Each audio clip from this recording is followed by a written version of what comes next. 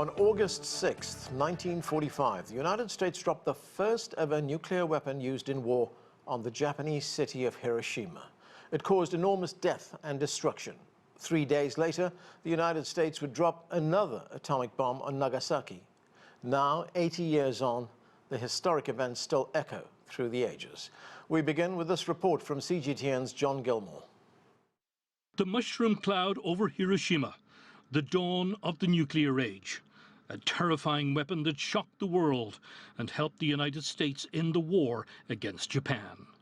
We are now prepared to destroy more rapidly and completely every productive enterprise the Japanese have in any city. We shall destroy their docks, their factories, and their communications. Let there be no mistake.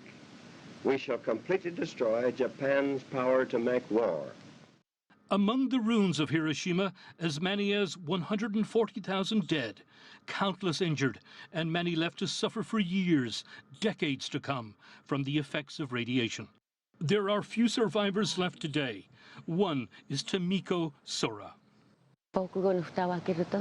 When we opened the lid of the air raid shelter, the city of Hiroshima had been so completely destroyed that the mountains, which used to appear far away, now looked as if they were right nearby.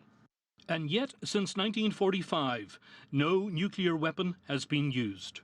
The sheer destruction of Hiroshima and Nagasaki 3 days later, a powerful deterrent through the decades. In 2016, then U.S. President Barack Obama visited Hiroshima, the first sitting U.S. president to do so. He met with survivors and spoke at the city's memorial about the moral awakening that began that fateful day 80 years ago, though he stopped short of apologizing. We come to mourn the dead,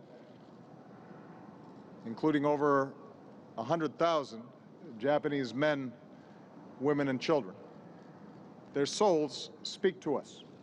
The atomic age, of course, also opened a path to harness this new power for peace. A rich energy resource that, if harnessed correctly, can meet the many power demands of humanity. But Hiroshima reminds the world that mankind's first use of this technology was in an act of violence and devastation. John Gilmore, CGTN, Washington. For more now, I'm joined by Peter Kuznick. He is Professor of History at American University. Peter, great to have you with us on the show. Glad to be with you. So, Peter, take us back to 1945 and the news of the first ever atomic bomb being used. I mean, the world had never seen anything like it before. No, but the world understood very, very quickly what this represented. Even in the United States, there was none of that triumphalism, or very little of it. The earliest reports on the radio and the newspapers said to the effect that the life expectancy of the human species has been dramatically decreased. City after city, front page of the newspapers, said what would happen if a bomb that size was dropped in Milwaukee or Denver or San Francisco. I mean, everybody was seeing this not only in terms of revenge against Japan for Pearl Harbor and the Bataan Death March, but they were seeing this as if it opened up a new era of history. And they were right. It did, because now the sword of Damocles hung over everybody's head, and the future was no longer guaranteed. And they understood that. It was amazing how quickly people grasped it. Now, the bomb had more power than 20,000 tons of TNT. How long had it been in development, and how aware were the scientists, and of course those in Washington who ordered its use, of the massive loss of life and destruction that it would cause? Well, the Hiroshima bomb, which was the uranium bomb, had the equivalent of 16,000 pounds of TNT. The Nagasaki bomb was 21 kilotons. That was plutonium bomb. It was more powerful. The scientists had a very good idea very quickly. When word came from Germany that Hahn and Strassmann had split the uranium atom for the first time, it took a matter of hours before scientists were drawing up formulas for a nuclear weapon. So they understood very, very quickly what this could mean. But the American military and American scientists did not seem to be moved by the fact. However, it was the emigre scientists who had come to the United States from Nazi-occupied Europe who immediately grasped it and who tried to awaken the American government to what would happen if Hitler got atomic bombs. So then Leo Szilard and Eugene Wigner borrowed a car and drove out to Peconic, Long Island on July 16, 1939, to enlist Einstein's help in alerting Roosevelt. And Einstein wrote the first of 3 letters. So they understood that this was potentially something awful. And then the original research was going on in Met Lab in Chicago, headed by Arthur Holly Compton. He set up a group under Robert Oppenheimer in the summer of 1942 to go out to Berkeley and think about what this might mean. And when they were there, they started doing formulas, and they all stood in fright when they realized that, according to their figures, an atomic bomb could set off all the nitrogen in the atmosphere or all the hydrogen in the seas and blow up the world. So they went out, Oppenheimer drove out to see Arthur Holly Compton, who was vacationing in Michigan, and Compton said, stop the research, said, better to live in slavery to the Nazis than take a chance to blow up the world.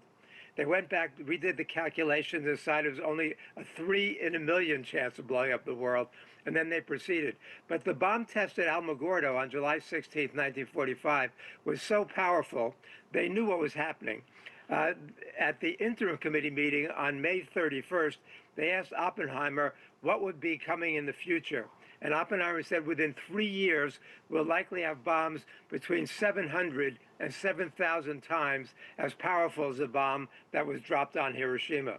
So they knew what was coming. They knew had the potential to end life on the planet. And most importantly, Truman knew that. When he got the report from Alamogordo, he wrote in his journal, we've discovered the most terrible bomb in history. This may be the fire destruction prophesied in the Euphrates Valley era after Noah and his fabulous ark. So they went ahead and used the bomb, right, so they knew they were beginning a process that could end life on the planet.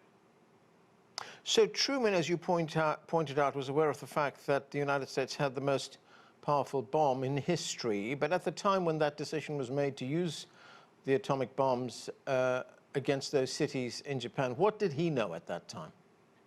He knew that the Japanese were trying to surrender. He knew that they were desperate to surrender. He knew that they knew they were defeated.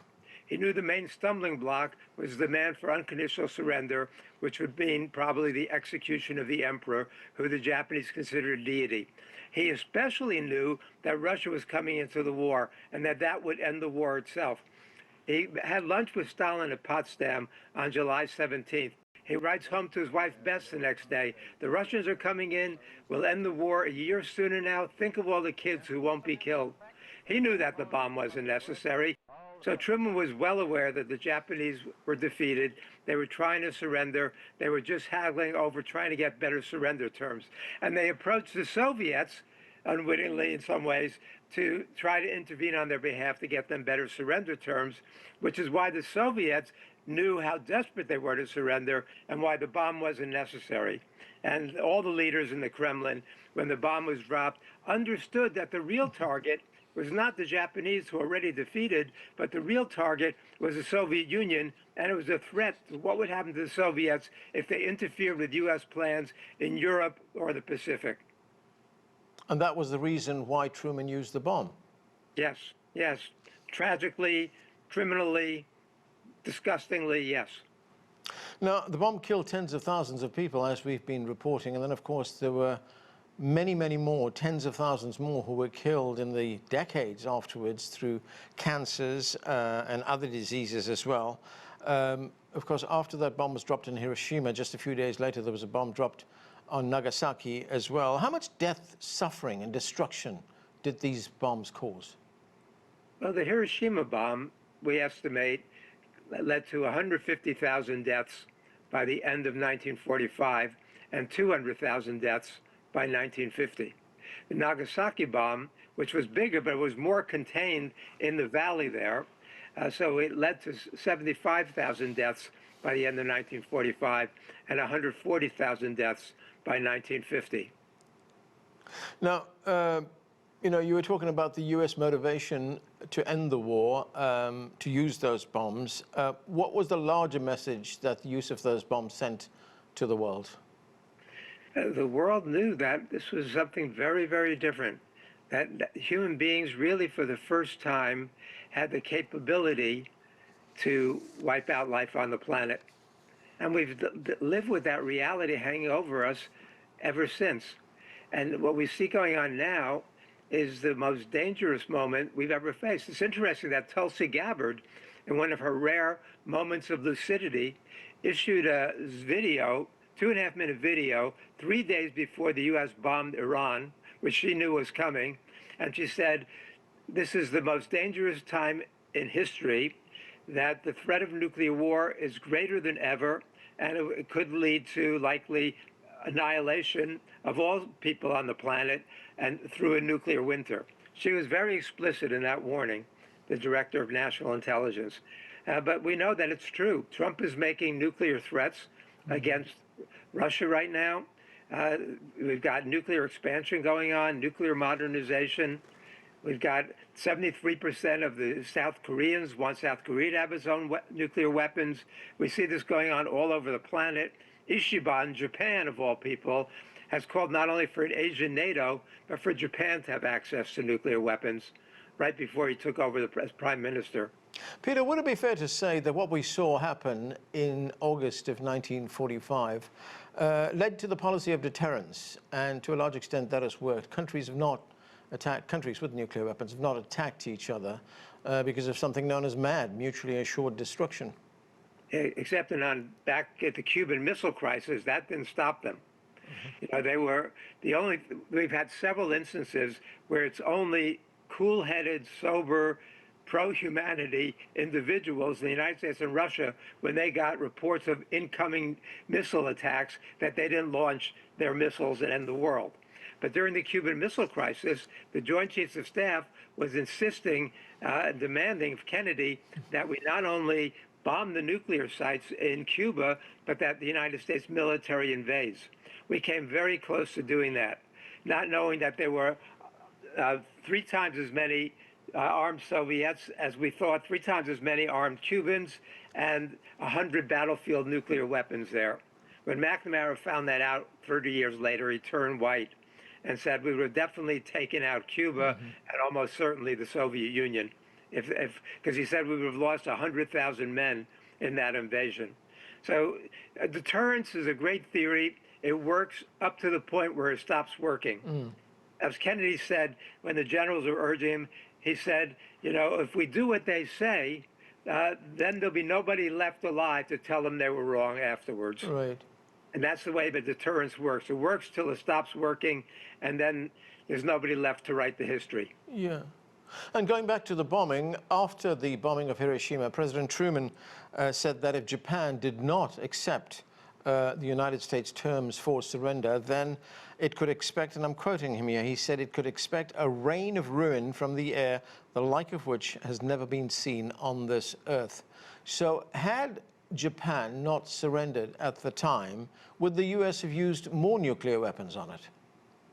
Truman did make a statement that Wallace recorded about how he hated killing all those women and children, but the United States had another bomb ready 3 days later, and the plan was to use that also. The Japanese war minister, Anami, the army minister, went to a meeting of the Japanese council on July 9th, right after the attack on Nagasaki, and he said he had a report that the United States had 100 more atomic bombs and that the next target was Tokyo. That was a fallacious report, but the United States would have kept going if the Japanese didn't surrender. But it's important to know that what made them surrender was not the atomic bombings. It was the Soviet invasion on August 8th. And that's what changed it. The United States had already firebombed 100 Japanese cities. Destruction reached 99.8% in the city of Toyama. So the Japanese were willing to give up cities. You knew the United States could wipe out their cities. What was new was the Soviet invasion. And the Japanese have been warning about this and saying that that would mean the end. But the important thing is that American intelligence have been saying that also. Since April, the U.S. intelligence has said, maybe give you the exact wording, on April 11th, if at any time the USSR should enter the war, all Japanese will realize that absolute defeat is inevitable. And they repeated that. And they knew that the bombing wasn't necessary. Soviet entry in itself would have ended the war, and did. That's what they talked about. There's an exhibit at the U.S. Navy Museum in Washington, D.C., which says effectively that the bomb on Hiroshima and Nagasaki made little impact on the Japanese military. However, the Soviet invasion of Manchuria changed their minds. You know, so that's a reality that Americans don't learn, but it's important that we teach it. As we saw in our report there, Peter, the former President Barack Obama, he visited Hiroshima and laid a wreath at the memorial, but he did not apologize for what the United States had done at the time. The United States was the only country to have used nuclear weapons. Is this a legacy that the United States are dealing with to this day? Yes, absolutely. And when Obama went there, I've been urging him to go from the day he got elected. He finally went in May of 2016, his last year in office. And what he said there was actually repeating the big lie that they've been spreading. He said Hiroshima, that World War II reached its brutal end in Hiroshima and Nagasaki. That's a fundamental lie at the heart of the American empire. Because what it means is that the bomb sped up the end of the war. It prevented an American invasion in which would have killed, Truman said, 500,000 American boys and millions of Japanese. So what that means is that the bomb was actually moral. It saved lives. And Obama repeated that. Susan Rice repeated that. All the American leaders that's the mantra, that the bomb was necessary to save millions of lives. The reality is just the opposite. The war was ending. It would have ended the same time. The bombs were not necessary. They put us on a glide path to destruction, and we're still on that and at an intensifying pace right now. Peter, we have to leave it there. Thanks for joining us. Thank you, Anand. And for more perspective, joining me now from Moscow is Anton Fedyashin. He is a professor of history at American University. Anton, great to see you. The bombing of Hiroshima and Nagasaki 80 years ago caused major death and suffering. We see the devastation that it caused. How was it viewed in Moscow in August of 1945? That's a great question, Anand, because in Moscow in August of 1945, the reaction was very, very muted. The United States was officially an ally of the Soviet Union because the war in Asia was not over yet. The war in Europe had come to an end earlier, several months earlier, so on May 8th, 9th, but the Soviet Union and the United States were still both fighting on the same side against Japan. So the Soviet reaction in early August to both the Hiroshima and Nagasaki bombings was almost inaudible because Stalin, who of course was the leader of the Soviet Union at the time, did not want to come out publicly and criticize the United States for putting an end to the war abruptly. This is not how he felt. This is not what the Soviet government believed that this bombing actually meant, but publicly there was no strong reaction whatsoever. Right, Anton, publicly there may not have been a strong reaction from the Soviet Union, but did it change the relationship between the US and the USSR? That depends on what we're talking about. The actual process of bombing, what happened in early August, or the Manhattan Project that led up to the events of August in Hiroshima and Nagasaki. The actual use of the bomb was not a huge surprise to the Soviets. Stalin, according to Truman's memoirs, although it's the only source that we have for Stalin's phrase, Stalin allegedly told Truman, when Truman informed him of the successful test at Alamogordo in the southwest of the United States, that Stalin hoped that Truman and the Americans would use that bomb to good effect against the Japanese. And when they did, this was not a huge surprise. For the Soviets, however, the signal was that the United States, as an emerging superpower, now had a weapon that no one else did. There was no nuclear parity yet. This was a weapon that only the United States possessed. And so that was somewhat alarming. But remember that the bigger alarm for the Soviets was actually the secrecy that shrouded the Manhattan Project from its very beginning. The Americans were allies of the Soviet Union, but they only shared the secret and they worked on the nuclear bomb with the Canadians and with the British. The Soviets were not brought in until Truman informed Stalin of this in July, August of 1945. That was where the rift began. The bombings from that perspective were not the major turning point. Looking at the bombing itself, Anton, there are some critics who push back at the U.S. narrative that bombing Japan was necessary to end the war and to prevent the mass casualties that would ensue if there was a land invasion by the United States at that time. But how close were the Japanese at that time to surrendering?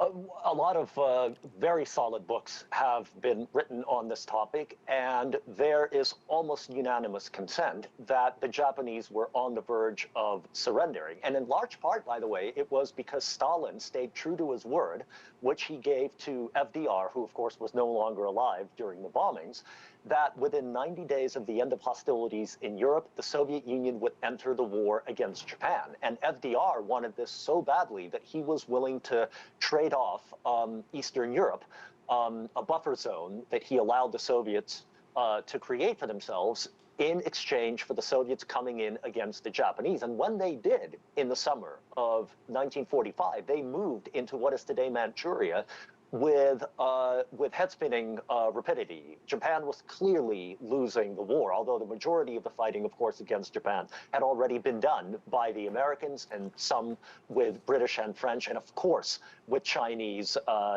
aid. So that's an important component of the story. But again, when you look at the Asian reaction at the time, there was relief that the Japanese had been pummeled. The bombings were a surprise because, of course, this was a brand new weapon, untested, certainly not tested in war. But let's remember the following. This is something that Americans, unfortunately, are not very well acquainted with. During the Second World War, in the European and the Asian theater, the Soviet Union suffered the largest amount of casualties, almost 27 million. But the second largest amount of casualties came in China, 20 million, to the best of our knowledge, although these figures are ballpark figures. So for the Asians, the implosion of the Japanese empire, and for the Chinese, the war against Japan didn't start in 1939. It started in the middle of the 1930s, in 1937.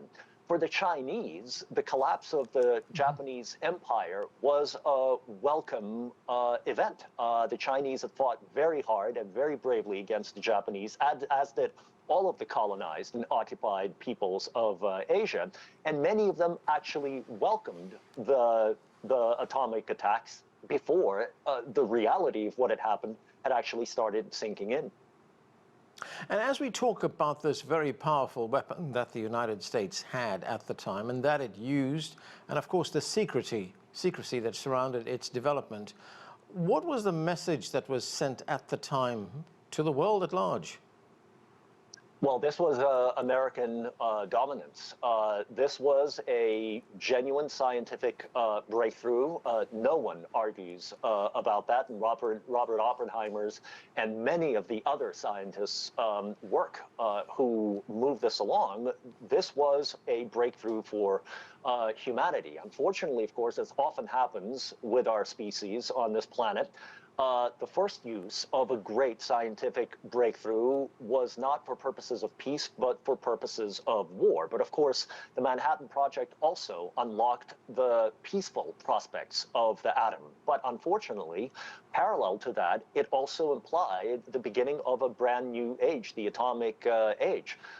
When international affairs all of a sudden became globalized, in other words, they became an issue for everyone, especially once the Soviets successfully tested their atomic weapon 4 years later in August of 1949, and the United States no longer had a monopoly on nuclear power. But strangely enough, although the threat of nuclear Armageddon, with which we still live, by the way, globalized international relations, it also had a very unfortunate effect of erasing or at least minimizing the importance of geography and history. And unfortunately, the United States, having gotten used to being able to press a button and annihilate cities, began to really disregard the importance of geography and of history. And then, of course, there was a cultural impact. And so you had great artists like Salvador Dali moving into atomic mysticism, and great anti-atomic films, by the way, such as the original Godzilla, which was a Japanese atomic film, and really is worth watching as one of those remarkable examples of Cold War culture. And Anton, very briefly, you talk about the threat of Armageddon as we mark this 80th anniversary of the bombing of Hiroshima. Is this an opportunity right now for the world to think more about a multilateral, a peaceful approach to solving disputes? It sure is. And the answer to avoiding nuclear Armageddon, which of course is even more dangerous today than it was back in 1945, because the weapons are more, the countries that possess them are more, and the amount of firepower is infinitely greater than anything that the world had in the 1940s. The answer to that is diplomacy. The answer to that is sitting down, even with your opponents, listening to them and working through the complexities. And unfortunately, as the Ukraine crisis and the Gaza crisis are showing right now, that commitment to democracy and to actually listening to each other is in short supply. Okay, and that's where we have to leave it. Anton Fedyashin, thanks for joining us. And that's it for this edition of The Heat. I'm Anand Naidu in Washington.